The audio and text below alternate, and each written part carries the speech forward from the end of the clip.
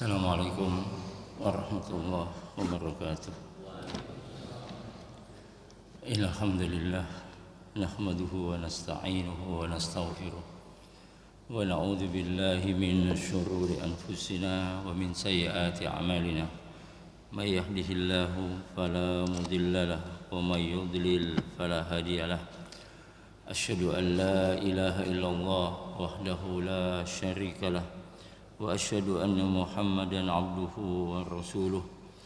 Ya ayyuhalladzina amanu taqullaha haqqa tuqatih wa la tamutunna illa wa antum muslimun.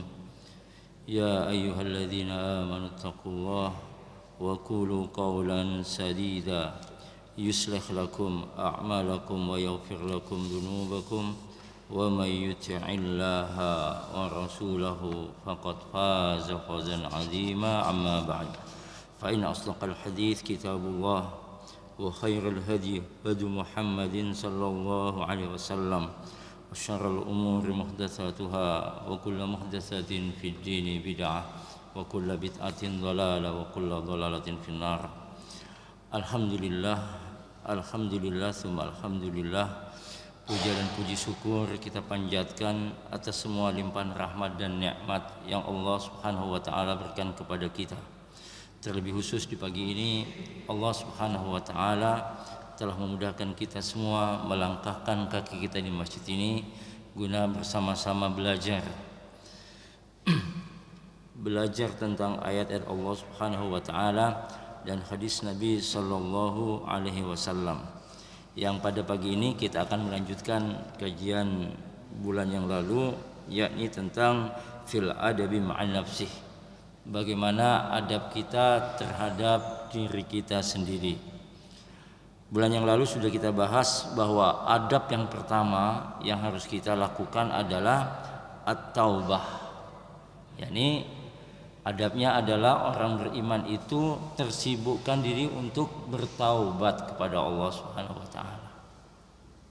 Artinya sebanyak apapun dosa yang ada pada kita, sebanyak apapun kemaksiatan yang kita lakukan, sebanyak apapun dosa-dosa yang senantiasa kita lakukan, kemudian kita bertobat kepada Allah Subhanahu wa taala, maka Allah ganti semua kemaksiatan, semua dosa itu dengan pahala, dengan kebaikan-kebaikan.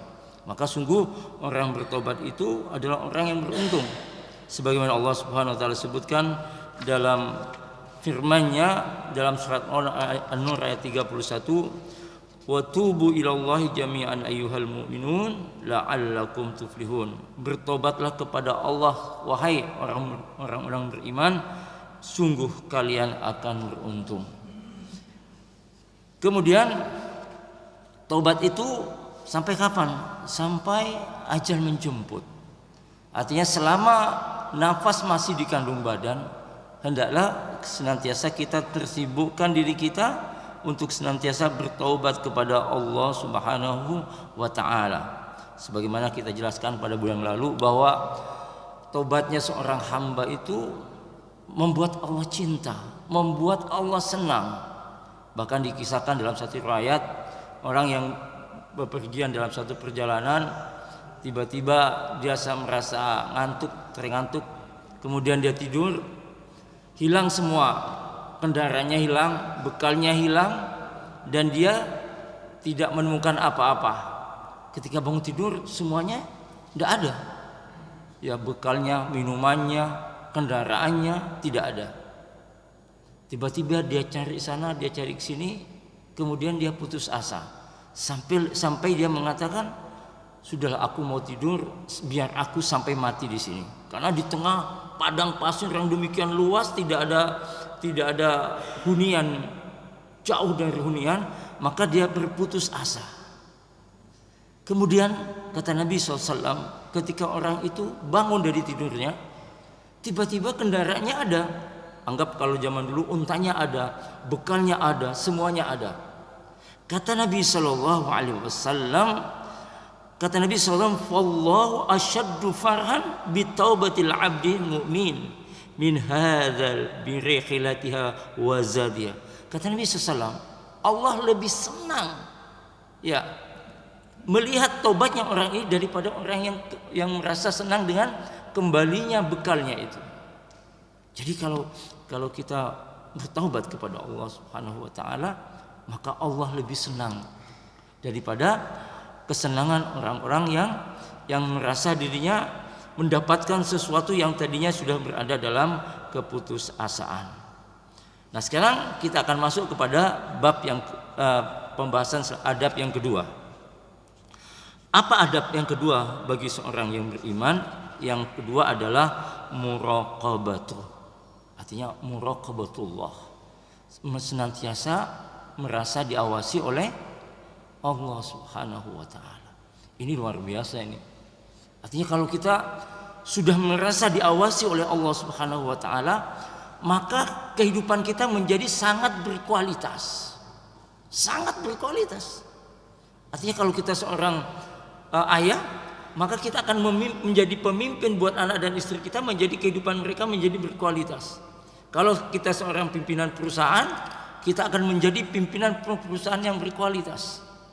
Kenapa? Karena dia senantiasa merasa diawasi oleh Allah Subhanahu wa taala. Maka dikatakan di sini wahya ayyakhudha muslimun nafsahu bimurqabatillahi tabaraka wa taala. Maka hendaklah orang yang beriman itu, seorang muslim itu merasa dirinya betul-betul dalam pengawasan Allah Subhanahu wa taala. Ya. Artinya dimanapun kita berada, Allah mengawasi kita. Sehingga Allah mengatakan innallaha kana 'alaikum raqibah.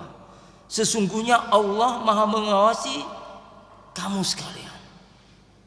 Artinya tak ada seorang di antara kita pun yang tak diawasi oleh Allah Subhanahu wa taala.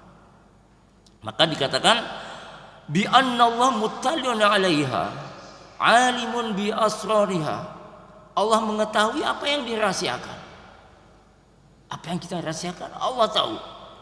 Raqibun ala a'maliha, Allah mengawasi setiap apa yang kita lakukan. Apa kedipan mata kita, apa lisan kita, apa anggota tubuh kita, semua dalam pengawasan Allah Subhanahu wa taala. Qaimun 'alaiha wa 'ala kulli nafsin bima kasabat, dan Allah memberikan keputusan atas apa yang dia lakukan. Artinya kalau kita melakukan amal-amal soleh, maka jawaban dari amal soleh kita adalah amal soleh itu sendiri. Allah akan jawab dengan kebaikan-kebaikan. Ya. Kemudian dikatakan pula bahwa sesungguhnya Allah Subhanahu wa taala akan memutuskan apa yang telah dilakukan oleh seorang hamba. Wa may ya'mal mithqala dzarratin khairan yarah wa may ya'mal mithqala dzarratin syarran yarah. Barang siapa beramal sebesar zarah, maka dia akan mendapatkan balasannya. Barang siapa beramal kejelekan sebesar zarah, maka dia akan mendapatkan balasannya. Kalau ayat ini kita gabungkan dengan ayat tadi, ya, innallaha kana 'alaikum raqiba, sesungguhnya Allah mengawasi kamu sekalian. Artinya kalau kita sadar kalau Allah mengawasi kita, mengawasi setiap gerak langkah kita, mengawasi setiap hembusan nafas kita, mengawasi setiap gerak tubuh kita, maka kita akan betul-betul merasakan bahwa Allah betul-betul mengawasi kita. Sehingga apa? Yang ingin kita lakukan adalah kebaikan-kebaikan. Yang ingin kita lakukan amal-amal soleh. Berbeda ketika hati ini merasa tak diawasi oleh Allah Subhanahu wa taala. Sehebat apapun CCTV akan diakali. Ya, dicari tempatnya mana yang bisa dimatiin itu CCTV. Ya. Tapi kalau kita merasa diawasi oleh Allah, amanah apapun yang diembankan kepada kita, maka kita akan melaksanakan amanah itu dengan sebaik-baiknya. Tapi kalau kita tidak merasakan Allah mengawasi kita, saat misal nih ada orang ngasih amanah ke kita uang 100 juta, tolong kasihkan kepada fakir miskin, terserah, saya tidak mau tahu, yang penting tolong ini uang sampaikan. Ketika dia tidak merasa diawasi oleh Allah, maka apa yang terjadi? Dia akan ngakali itu semua.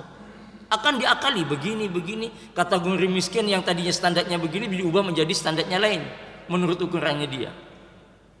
Nah, ini yang tidak boleh terjadi pada diri kita. Maka saat kita merasakan Allah mengawasi kita, maka dalam kesendirian pun kita merasa nyaman. Iya, dalam kesendirian pun kita akan merasa nyaman. Dalam aktivitas pun kita akan merasa nyaman. Kenapa? Karena kita merasa diawasi oleh Allah Subhanahu wa taala. Sebagaimana dalam surat Al-Ahzab ayat 52, Allah Subhanahu wa taala berfirman, "Wa kana Allahu ala kulli syai'in raqiba." Dan Allah Maha mengawasi segala sesuatu. Bisikan kita Allah tahu, rencana kita Allah tahu, semua yang kita lakukan Allah Subhanahu wa taala tahu. Maka kalau kita lihat sejarah para ulama itu, ketika mereka dijebloskan di dalam penjara, dia justru mendapatkan kenikmatan di dalam penjara melebihi orang yang mungkin tidur di hotel bintang 5. Saking nikmatnya di dalam penjara. Kenapa? Karena dia merasakan Allah Subhanahu wa taala melindunginya. Allah Subhanahu wa taala mengawasinya. Maka disinilah yang kita butuhkan adalah bagaimana hati ini tetap teguh dalam keistiqomahan merasa diawasi oleh Allah Subhanahu wa taala. Dan ini tidak mudah. Karena ketika kita ingin merasa diawasi oleh Allah, dituntut namanya apa? Ketaatan kepada Allah Subhanahu wa taala. Sebagaimana Allah Subhanahu wa taala berfirman, "Innal ladzina qalu rabbunallah tsumma istaqamu tatanazzalu 'alaihimul malaika alla takhafu wa la tahzanu wa abshiru bil jannati allati kuntum tu'adun nahnu awliya'ukum fil hayatid dunya wa fil akhirah." Sesungguhnya orang-orang yang mengatakan Rabb kami adalah Allah, tsumma istaqamu, kemudian dia istiqomah. Kata ulama di sini tafsir ayat ini, istiqomah dalam ketaatan melaksanakan perintah Allah, istiqomah dalam menjauhi larangan Allah Subhanahu wa taala. Nah, kemampuan untuk kita bisa istiqomah, semangat untuk bisa istiqomah itu akan termotivasi dengan sangat kuat saat kita merasa bahwa semua aktivitas kita diawasi oleh Allah Subhanahu wa taala. Kita akan istiqomah. Ini bukan hak saya ini, bukan hak saya ini. Maka kita tidak akan ambil. Karena kita tahu ini bukan hak saya. Kenapa kita tidak ambil? Allah Maha tahu. Sehebat apapun kita menyimpan rahasia kita, Allah Maha tahu. Maka itu nikmatnya muraqabatullah, merasa kita diawasi oleh Allah Subhanahu wa taala. Maka adab seorang muslim itu senantiasa merasa diawasi oleh Allah Subhanahu wa taala.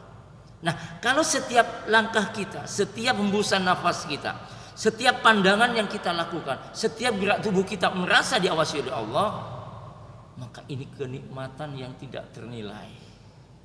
Kenikmatan yang tidak ternilai. Kita akan merasakan nikmatnya bagaimana merasa diawasi oleh Allah Subhanahu wa taala. Dalam kesendirian kita akan menggunakan waktu kita untuk zikir. Ya, dalam semua aktivitas kita semua tujukan hanya untuk Allah Subhanahu wa taala. Maka orang beriman akan senantiasa melihat hatinya, melihat dirinya bahwa dirinya sedang dan senantiasa diawasi oleh Allah Subhanahu wa taala. Kemudian selanjutnya Allah Subhanahu wa taala berfirman, "Wa kuntu 'alaihim syahidan ma dumtu fihim." Dan akulah yang menjadi saksi terhadap mereka selama aku berada di antara mereka. Falamma tawaffaitani kunta anta raqib alaihim. Maka setelah engkau wafatkan aku, engkaulah yang maha mengawasi mereka. Wa anta ala kulli syai'in syahida. Dan engkau adalah maha menyaksikan atas segala sesuatu. Ini menjadi pegangan bagi kita tak ada satupun yang tersembunyi. Di sisi Allah Subhanahu wa taala tak ada satupun yang tersembunyi. Maka orang beriman itu hakikatnya nggak butuh pengawas. Ya, nggak butuh pengawas. Misal kita syirikah. Kalau istilah sekarang joint ventures, usaha patungan. Sama-sama naruh modal. 50% taruh modal. Kemudian salah satunya diamanahi untuk mengelola modal ini. Bagi yang merasa diawasi oleh Allah Subhanahu wa taala, maka dia akan melaksanakan amanah, melaksanakan modal ini dengan sejujur-jujurnya. Tak perlu pengawasan apapun karena dia tahu Allah Azza wa Jalla yang mengawasinya. Demikian juga orang yang memasrahkan amanah kepada orang yang jujur, dia merasa aman. Merasa aman karena amanah yang disampaikan kepadanya adalah orang yang tepat. Dan dia tahu Allah yang akan melindunginya. Nah, ini nikmatnya saat kita merasa diawasi oleh Allah Subhanahu wa taala. Kemudian Ibnu Faris menjelaskan bahwa sesungguhnya muraqabatullah ini memiliki makna memperhatikan sesuatu. Jadi tidak ada sesuatu yang tidak diperhatikan oleh Allah Subhanahu wa taala. Bahkan di sini Ibnu Katsir rahimahullah menafsirkan ayat yang tadi saya sebutkan tadi adalah Ar-Raqib adalah zat yang maha mengawasi semua perbuatan dan keadaan manusia. Ya kalau sekarang lagi sibuk urusan Sambo, ya kasus polisi nembak polisi, dia bisa berkelit dengan semua dalih cerita ini cerita itu, tapi Allah Subhanahu wa taala tak bisa digitukan. Ya. Artinya kalau Allah memberikan mukjizat sebagaimana Nabi Musa pada orang sekarang untuk menghidupkan orang yang mati, dan orang yang mati akan cerita semua. Wah, yang bunuh dia begini akan seperti itu. Dan Allah Subhanahu wa taala melebihi dari semua itu. Maka orang beriman betul-betul menyadari bahwa tidak ada satupun yang tersembunyi di sisi Allah Subhanahu wa taala. Dan ini adab yang harus kita kuatkan, keyakinan ini dalam diri kita. Artinya dalam setiap keadaan lahir maupun batin kita merasakan kehadiran Allah Subhanahu wa taala. Artinya merasakan bahwa Allah Subhanahu wa taala mengawasi kita. Syekh Abdul Rahman As-Sa'di rahimahullah berkata tentang Ar-Raqib, yakni nama Allah Subhanahu wa taala. Beliau mengatakan Ar-Raqib itu adalah zat yang maha memperhatikan dan mengawasi semua hambanya ketika hamba itu bergerak maupun ketika mereka diam. Saat beraktivitas diawasi oleh Allah, saat diam diawasi oleh Allah. Allah mengetahui apa yang mereka sembunyikan maupun mereka yang tampakkan, dan Allah mengawasi semua keadaan mereka. Allah mengawasi semua keadaan kita. Maka membangun perasaan ini, membangun keyakinan ini tentu tidak semudah kita ketika mendengar kemudian timbul keyakinan demikian. Alhamdulillah kalau itu terjadi. Tetapi ini butuh proses. Proses apa? Bagaimana kita melaksanakan setiap perintah Allah, ketaatan dalam melaksanakan perintah Allah dan ketaatan dalam menjauhi larangan Allah Subhanahu wa taala betul-betul kita pacu. Contoh bagaimana kita menjaga sholat kita, menjaga kewajiban-kewajiban kita, menjaga segala hal yang ada di pundak kita. Nah, saat kita merasakan itu semua hadir di dalam diri kita, maka perasaan muraqabatullah ini betul-betul akan nampak dalam akan terasa dalam diri kita. Baik kita ketika berada di banyak orang maupun saat kita berada dalam kesendirian. Kita merasakan Allah mengawasi kita. Nah, saat kita dalam keadaan seperti itu, tentu ini adalah nikmat yang tak mudah diraih kecuali bagi orang yang berjuang untuk menundukkan dirinya mendapatkan ini. Kemudian Syekh Abdul Rahman Asy-Sya'di rahimahullah juga melanjutkan tentang Ar-Raqib, yakni zat yang maha mengawasi semua urusan makhluknya. Makhluk Allah itu semua yang di langit dan bumi adalah makhluk Allah Subhanahu wa taala. Binatang terkecil pun adalah makhluk Allah Subhanahu wa taala, dan Allah urus semua makhluknya. Kita lihat makanannya cicak apa? Nyamuk. Padahal cicak tidak bisa terbang. Tapi bagaimana nyamuk itu bisa makan? Allah datangkan bagaimana cicak itu bisa makan? Allah datangkan nyamuk, langsung dimakan sama cicak. Apalagi kita manusia. Ya. Artinya jangan pernah ragu dengan rezeki yang Allah berikan kepada kita. Jangan ragu apapun status sosial kita, jangan ragu. Rezeki itu akan nyampe kepada kita sebelum ajal kita menjemput. Tapi saat ajal itu sudah tiba, rezeki itu akan menolak. Mungkin di antara kita pernah mendampingi orang yang sakaratul maut, yang mau mendekati ajalnya. Lihat, ketika kita kasih minum, air itu tumpah lagi, keluar lagi. Keluar lagi. Ketika kasih minum, keluar lagi. Artinya kalau air itu masih masuk ke dalam, masih mau masuk ke dalam, maka ajal itu tidak akan ada. Tapi saat ajal itu sudah mau menjemput, semua yang kita masukkan keluar. Ini rahasia yang harus kita sadari, bahwa sesungguhnya rezeki Allah Subhanahu wa taala itu pasti nyampe.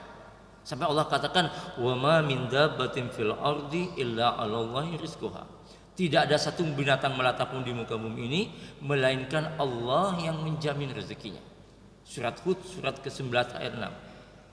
Tidak ada satu binatang melata pun di muka bumi ini melainkan Allah yang menjamin rezekinya. Apalagi kita manusia. Ya. Maka seringkali kita ditakut-takuti. Ya, takut begini, usaha gagal begini, macam-macam segalanya. Nah, keyakinan ini harus kita kuatkan, karena Allah janji, "Wa may yattaqillah yaj'al lahu makhraja wa yarzuqhu min haitsu la yahtasib." Siapa yang takwa kepada Allah, Allah akan mudahkan semua urusannya, dan Allah akan kasih rezeki dengan tiada diduga-duga. Jadi kata kuncinya adalah hidup ini sederhana. Kata kuncinya adalah kita taat pada Allah.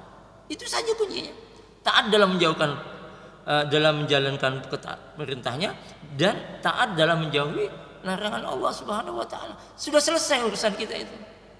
Kalau kita dalam kondisi seperti ini.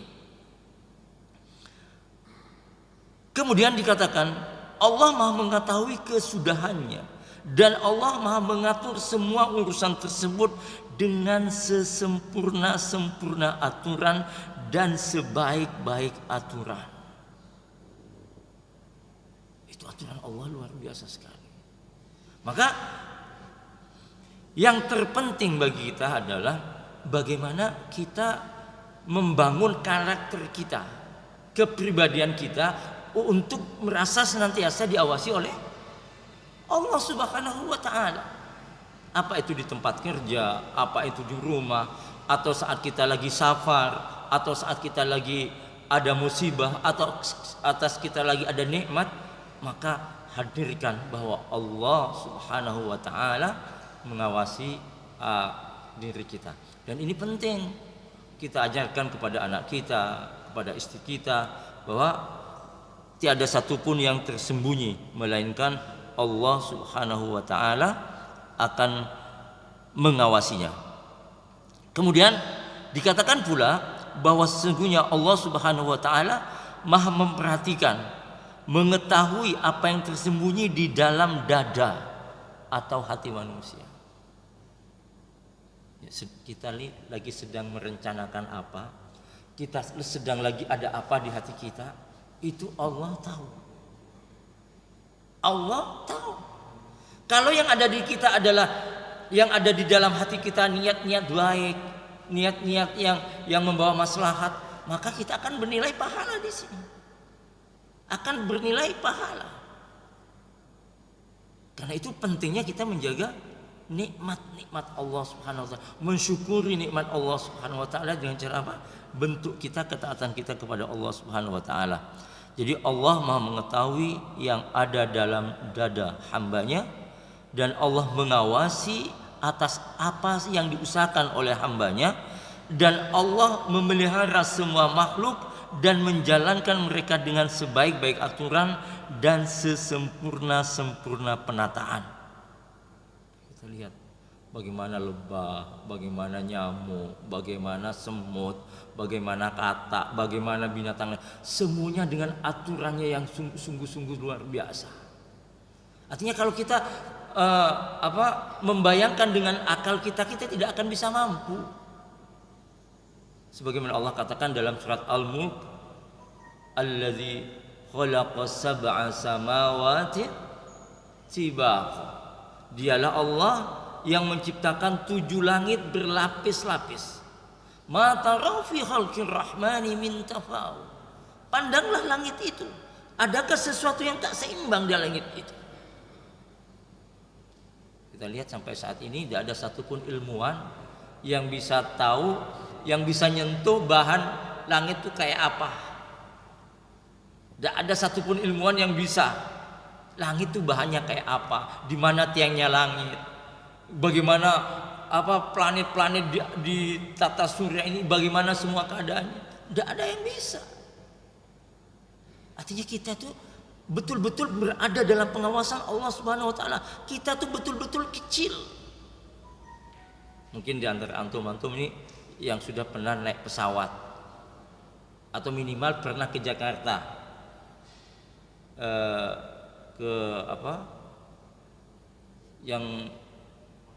ke Monas. Di dekat Monas itu ada anggaplah kantor militer. Di situ ada mobil-mobil militer, ada mobil-mobil ini, dan orang-orang tegap semua, gagah-gagah. Saat kita naik ke Monas, ke puncak tinggi Monas itu, mobil yang tadinya hebat, orang yang tadi ini kelihatan kayak mainan semua. Apalagi saat di pesawat udah kelihatan semua. Saat kita naik pesawat di bawah tuh udah kelihatan semua, dengan ketinggian sekian udah kelihatan semua. Jadi manusia itu betul-betul lemah. Kata ulama, manusia itu kumpulan kelemahan. Lemah semangat, lemah kemauan, lemah ilmu, lemah fisik, lemah ini. Maka kenapa Allah larang kita sombong? Ya karena kita lemah. Semua kita itu bergantung kepada Allah Subhanahu wa taala. Dalam semua urusan kita betul-betul bergantung kepada Allah. Maka kata ulama, ketika kita membaca bismillah dengan nama Allah, bismillah itu memiliki makna apa? Isti'anah. Jadi saat kita meminta tolong, saat kita meminum minuman ini dengan membaca bismillah, kita sedang meminta tolong agar Allah berkahi minuman ini. Maka jangan lupa untuk senantiasa mengucapkan bismillah. Mau tidur baca bismillah, bangun tidur baca doa, setelah bangun tidur baca doa, masuk kamar mandi baca doa, keluar rumah baca doa. Itu orang beriman. Artinya semua aktivitasnya dibangun dalam keadaan sadar bahwa semua aktivitasnya diawasi oleh Allah Subhanahu wa taala. Jadi kalau dia jualan, kalau kualitasnya KW1, kalau kualitasnya KW3, jangan dibilang KW1. Kalau HP-nya memang ada masalah, jangan dibilang HP-nya tidak ada masalah. Akan seperti itu wujud implementasi muraqabatullah. Artinya wujud bahwa Allah mengawasi kita, akan lahir sifat-sifat positif dalam diri kita. Tapi saat kita tidak merasa diawasi oleh Allah Subhanahu wa taala, dan kita punya kekuatan, kita punya kemauan, meskipun kemauan itu harus menyelisihi syariat, maka kemauan itu harus terwujud, harus terlaksana. Kalau hati ini sudah tidak merasa diawasi oleh Allah Subhanahu wa taala. Kemudian Allah mengawasi semua yang terlihat dengan penglihatannya yang tidak ada sesuatu pun yang luput darinya. Yang mengawasi semua yang terdengar dengan pendengarannya yang meliputi segala sesuatu. Yang maha mengawasi, memperhatikan semua makhluknya dengan ilmunya yang meliputi segala sesuatu. Jadi nggak ada yang tersembunyi. Ya, tak ada satupun yang tersembunyi di sisi Allah Subhanahu wa taala. Bahkan kalau kita baca surat Al-An'am ayat 59, ketika Allah berfirman, "A'udzubillahi minasyaitonirrajim, wa 'indahu mafatihul ghaibi la ya'lamuha illa hu, wa ya'lamu ma fil barri wal bahri, wa ma tasqutu min waraqatin la ya'lamuha, wa la habbatin fi dhulumatil ardh, wa la radbi wa la yabisin illa fi kitabim mubin." Pada sisi Allah semua kunci-kunci yang gaib tidak ada yang mengetahuinya kecuali Allah. Allah yang mengetahui apa yang ada di daratan, dan Allah mengetahui apa yang ada di lautan. Dan tidak sehelai daun pun yang jatuh melainkan Allah mengetahuinya. Dan tidak ada sebutir biji pun yang jatuh di kegelapan bumi melainkan Allah mengetahuinya. Bayangkan, Allah mengetahui yang ada di daratan. Lihat jumlah manusia yang mati, yang masih ibu-ibu yang lagi hamil, yang ada di muka bumi, jumlahnya semuanya Allah tahu. Nasib masing-masing itu semuanya Allah tahu semua. Betul kalau Allah itu innallaha ala kulli syai'in qadir. Allah maha kuasa atas segala sesuatu. Nah, saat kita meyakini ini, maka kita menganggap selain Allah itu makhluk yang tidak boleh sombong, yang tidak boleh angkuh, yang tidak boleh kita takut kepada selain Allah. Lihat sebagian orang kalau ketemu dengan pejabat, kalau ketemu dengan ini, takutnya ya Allah sampai nunduk semua. Sampai begini, tidak ada dalam Islam. Ya. Semua selain Allah adalah makhluk yang tak boleh kita memperlakukan mereka di atas status mereka sebagai hamba. Tidak boleh kita memperlakukan makhluk di atas statusnya sebagai hamba.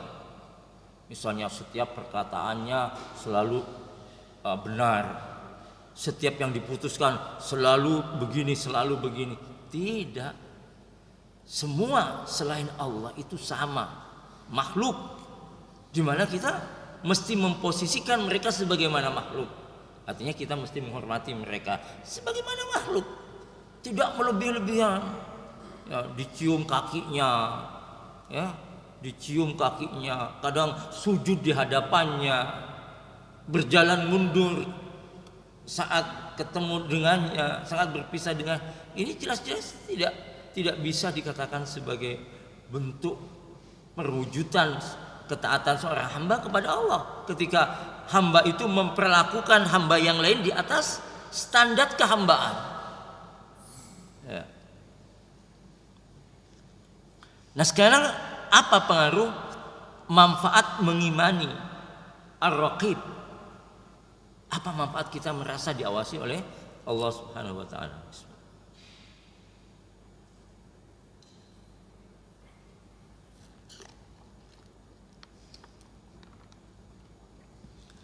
Kata ulama di sini, manfaatnya ketika kita merasa diawasi oleh Allah, manfaatnya satu, senantiasa merasa malu untuk melakukan maksiat, untuk melakukan kesalahan syariat, misalnya nipu, bohong, ya, topeng, ya, munafik dan lain sebagainya.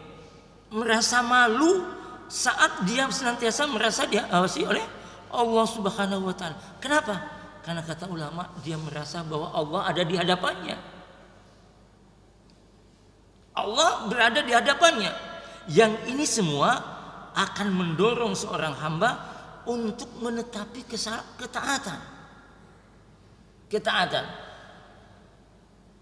Maka dalam kitab Salasatul Usul yang disyarah oleh Syekh Utsaimin rahimahullah, kata beliau, Allah Azza wa Jalla bersumpah dengan masa, dengan waktu, bahwa semua manusia itu semuanya rugi. Semuanya rugi kecuali manusia yang memiliki 4 sifat. Apa kata beliau? Yang pertama, dia memiliki iman. Yang kedua adalah mereka yang memiliki amal, yang senantiasa beramal. Yang ketiga, senantiasa menasihati di atas kebenaran. Yang keempat, senantiasa bersabar di atas kesusahan, di atas takdir Allah. Bersabar dalam menghadapi segala problematika kehidupan. Nah, kalau kita memiliki 4 ini, kita akan selamat. Nah, pertanyaannya, bagaimana keempat ini akan terwujud kalau seseorang itu tidak merasa diawasi oleh Allah Subhanahu wa taala? Tidak merasa Allah mengawasinya. Bagaimana kita mau beramal soleh saat kita tidak merasa diawasi oleh Allah Subhanahu wa taala? Maka ini yang harus menjadi perhatian kita semua. Artinya rasa malu itu akan muncul, kuatnya rasa malu kita kepada untuk melakukan segala hal yang bertentangan dengan syariat, itu kadarnya sejauh mana ada perasaan bahwa kita diawasi oleh Allah Subhanahu wa taala.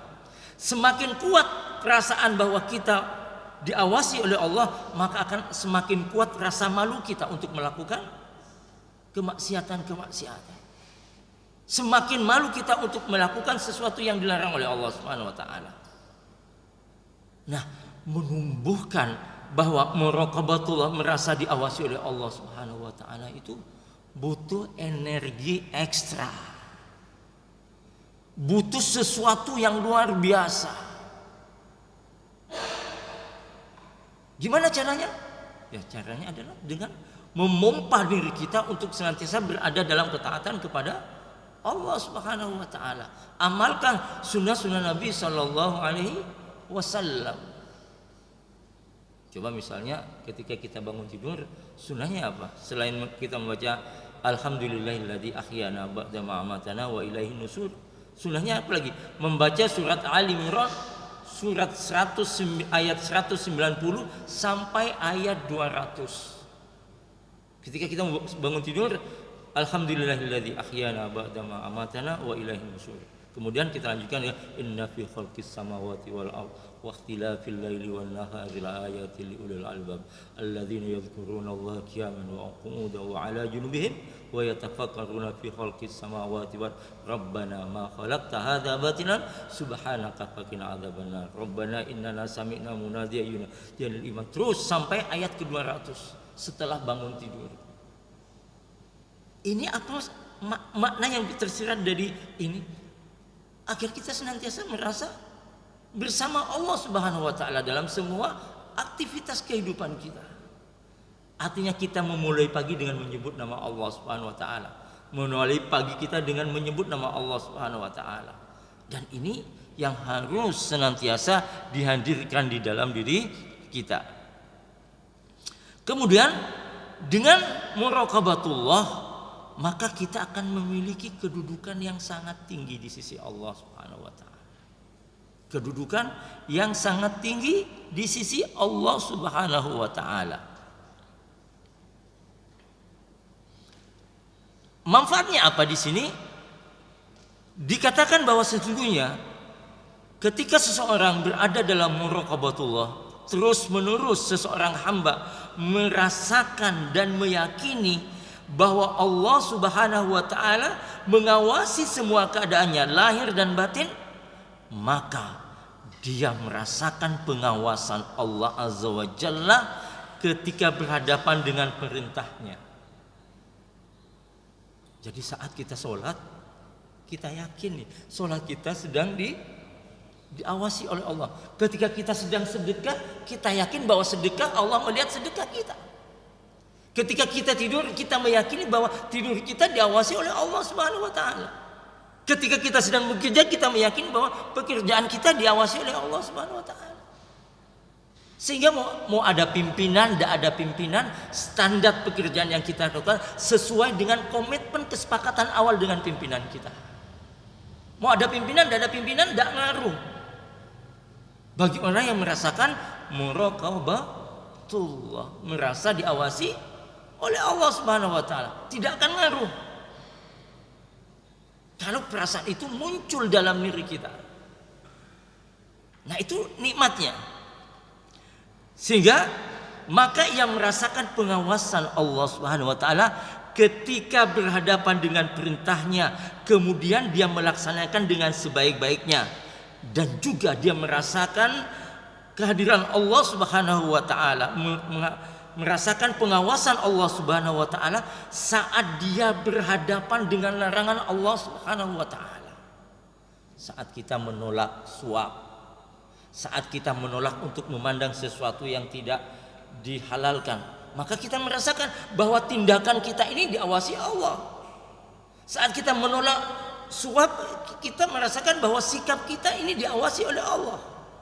Artinya kuatnya seseorang untuk taat kepada Allah, untuk menjauhi larangan Allah, itu kadarnya sekuat bagaimana perasaannya, keyakinannya bahwa dia sedang diawasi oleh Allah Subhanahu wa ta'ala. Karena itu seorang penyair mengatakan, jika suatu hari kamu sedang sendirian, maka janganlah kamu berkata, aku sendirian. Akan tetapi katakanlah, Allah yang mengawasiku. Jika kita lagi sendirian di rumah, lagi sedang tidur, lagi sedang duduk-duduk, sadarilah bahwa duduk-duduk kita, bahwa rebahan kita sedang diawasi oleh Allah Subhanahu wa ta'ala. Maka gunakan aktivitas duduk itu dengan nilai-nilai ibadah. Karena kata ulama, kalau kita tidak disibukkan dengan ibadah, maka kita akan disibukkan dengan sesuatu yang tidak bermanfaat dan boleh jadi berdosa. Maka saat duduk-duduk sendiri tidak ada yang aktivitas lain, baca zikir. Astaghfirullah wa atubu ilaih. La haula wala quwwata illa billah. Subhanallah bihamdi. Segala aktivitas zikir. Saat rebahan, jangan sampai pikiran ini kemana-mana, ngelamun kemana-mana, baca istighfar, baca ini. Kenapa? Karena kita merasa Allah mengawasi kita. Dan ini nikmat. Coba antum merasakan, kalau antum sudah berupaya dalam setiap aktivitas antum, kemudian merasa diawasi oleh Allah, niscaya aktivitas kita akan berkualitas. Misal nih, ada orang duduk-duduk ngajak kita, tentu kita tidak bisa nolak. Oh enggak, saya tidak bisa. Duduk-duduk, ya tentu sebagai bentuk wujud pertemanan, persahabatan, persaudaraan kita sama muslim, tentu kita duduk. Tapi ketika isi pembicaraan ini sudah tidak jelas, ngelantur kemana-mana, orang yang merasa diawasi oleh Allah akan cepat untuk meninggalkan majelis itu. Karena tahu majelis yang dibicarakan riba, omongan-omongan yang tidak penting, membicarakan sesuatu yang tidak menambah iman, maka dia akan cepat. Kenapa dia akan cepat meninggalkannya? Karena dia sadar bahwa semua pembicaraan di majelis itu diawasi oleh Allah Subhanahu wa ta'ala. Maka itu akan membuat kualitas hidup kita menjadi lebih baik. Dan janganlah sekali-kali kamu menyangka bahwa Allah akan lalai sesaat pun. Jangan sekali-kali menyangka bahwa Allah lalai sesaat pun. Gak ada kata lalai bagi Allah. Gak ada kata lalai bagi Allah. Gak ada kata lupa bagi Allah. Gak ada kata tidak bisa bagi Allah. Allah, innallaha ala kulli syai'in qadir. Allah maha kuasa atas segala sesuatunya. Ya. Dan jangan mengira sesuatu yang tersembunyi akan luput dari pengawasan Allah Subhanahu wa ta'ala. Maka inilah yang disebut dengan makna ihsan. Apa itu? An ta'budallaha ka'annaka tara fa illam takun tarahu fa innahu yara. Yang artinya adalah engkau beribadah kepada Allah seakan-akan engkau melihat Allah. Tentu kita tidak bisa melihat Allah. Kalau kamu tidak bisa melihat Allah, maka sesungguhnya sadarilah Allah melihatmu. Allah melihat kita. Jadi tidak ada yang tersembunyi di sisi Allah. Coba kalau kita sholat, kita hadirkan perasaan yang begitu kuat. Kalau Allah melihat sholat kita, maka tentu kita tidak akan acak-acakan sholatnya. Ya, sholat tarawih 11 rakaat bisa 7 menit, nggak mungkin. Kita akan ikuti tuntunan sholat yang tepat itu seperti apa. Maka dikatakan oleh Syekh Abdul Rahman Sya'di rahimahullah terkait dengan muraqabatullah ini, beliau merasakan muraqabatullah itu selalu merasakan pengawasan Allah Subhanahu wa taala adalah termasuk amalan hati yang paling tinggi keutamanya dalam Islam. Amalan hati. Dan amalan hati ini harus lebih kita prioritaskan daripada amalan fisik.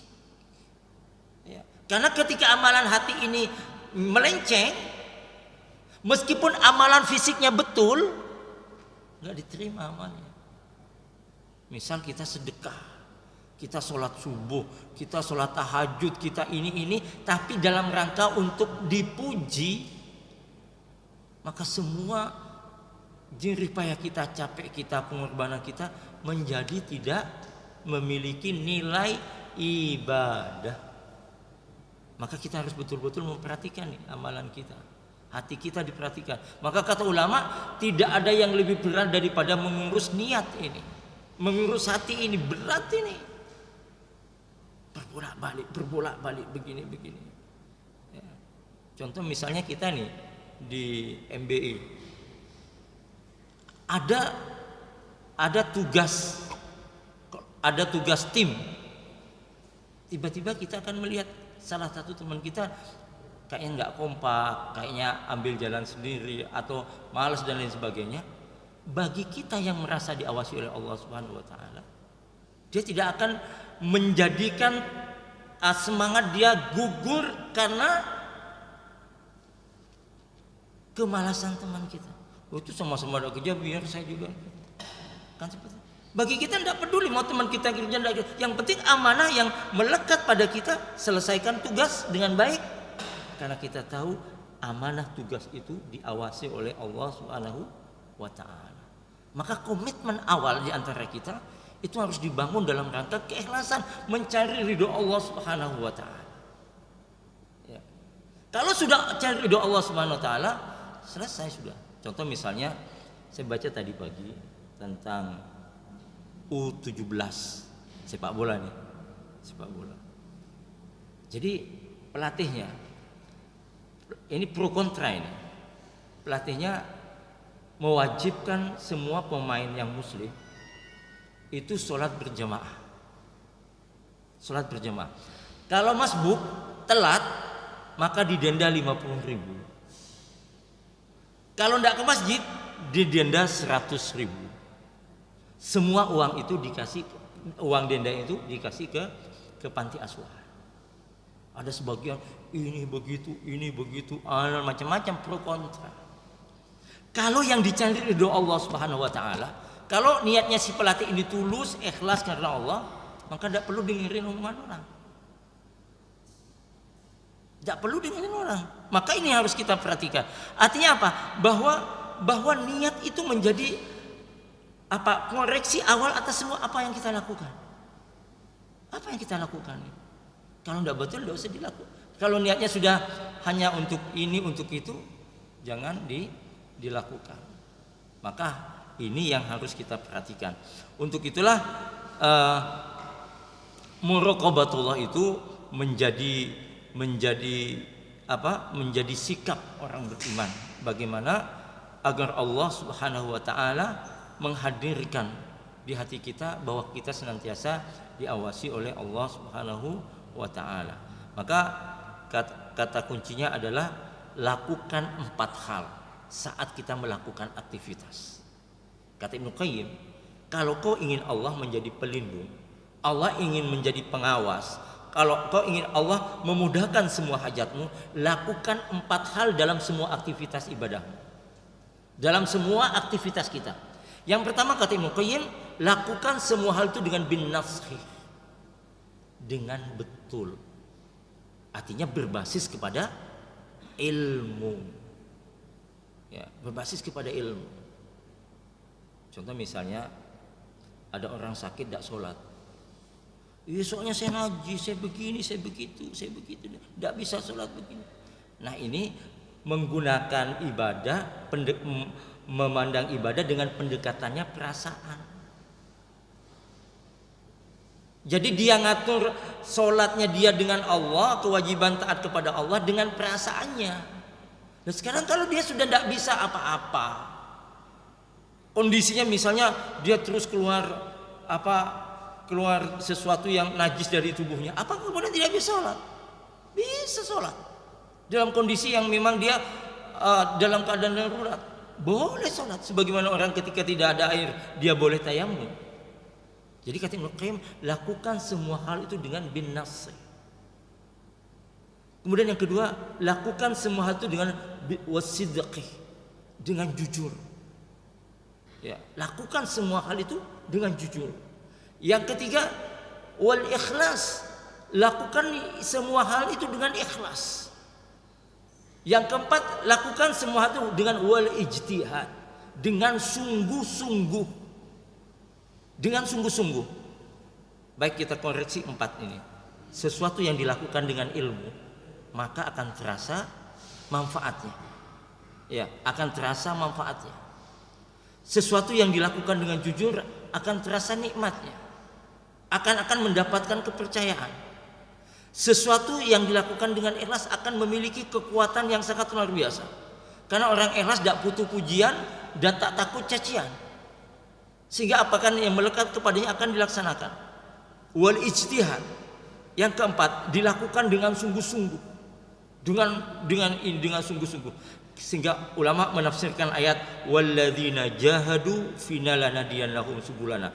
Dan orang-orang yang bersungguh-sungguh mencari keridhaan Allah, maka Allah akan tunjukkan itu. Kata ulama, kesuksesan itu Allah gandengkan dengan kesungguhan. Siapa yang sungguh-sungguh, dia akan meraih kesuksesan. Tapi kesungguhan yang dibangun di atas 3 tadi, ilmu, jujur, dan ikhlas, baru puncaknya akan melahirkan kesungguhan, melahirkan sesuatu yang luar biasa. Tetapi kalau sungguh-sungguh tapi tidak ikhlas, nggak jujur, nggak betul, ya tidak ada manfaatnya. Maka keempat ini harus menjadi introspeksi kita dalam semua aktivitas kita.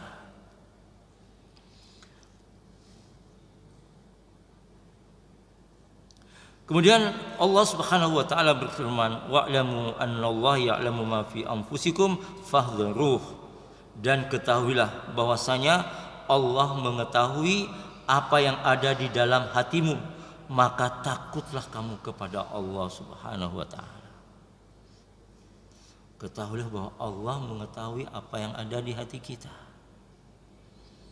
Lisan kita boleh bicara A, tapi Allah tahu kalau kita sedang bicara B. Ya. Lisan kita bicara iya, tapi Allah tahu kalau lisan kita sedang bicara tidak. Allah Maha tahu. Kata Allah, fahdharuhu, maka takutlah kamu kepadanya. Takutlah kamu kepada Allah Subhanahu wa taala. Kemudian dalam surat An-Nisa ayat 108, Allah Subhanahu wa taala berfirman, yastakhfuna minan nas wa la yastakhfuna minallah wa huwa ma'ahum ayattabi'.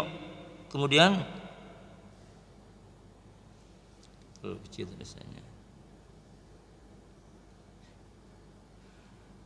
Dikatakan di sini, takutlah mereka bersembunyi dari manusia, tetapi mereka tidak bisa bersembunyi dari Allah. Wala yakhafuna minallah wa hum ma'ahum. Karena kenapa? Dia bisa bersembunyi dari manusia, tetapi dia tidak bisa bersembunyi dari Allah. Padahal Allah bersama mereka. Ketika pada suatu malam mereka menetapkan keputusan rahasia yang Allah tidak ridhoi, dan adalah Allah Maha meliputi ilmunya terhadap apa yang mereka kerjakan. Wa kana Allahu bima ya'maluna muhita. Jadi Allah meliputi atas semua yang kita lakukan. Sampai dikatakan dalam surat Al-Mu'minun, inna ya'lamu kha'inatul a'yun wa ma tukhfi sudur.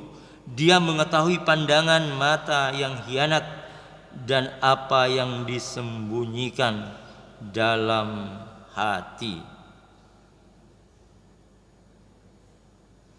Jadi tidak ada segala hal yang tersembunyi di sisi Allah Subhanahu wa taala.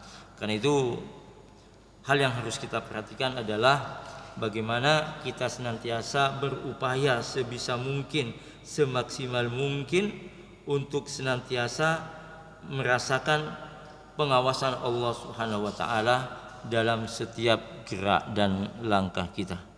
Mungkin ini saja yang bisa sampaikan pada kesempatan yang berbahagia ini. Kurang lebihnya mohon maaf. Demikian, assalamualaikum warahmatullahi wabarakatuh.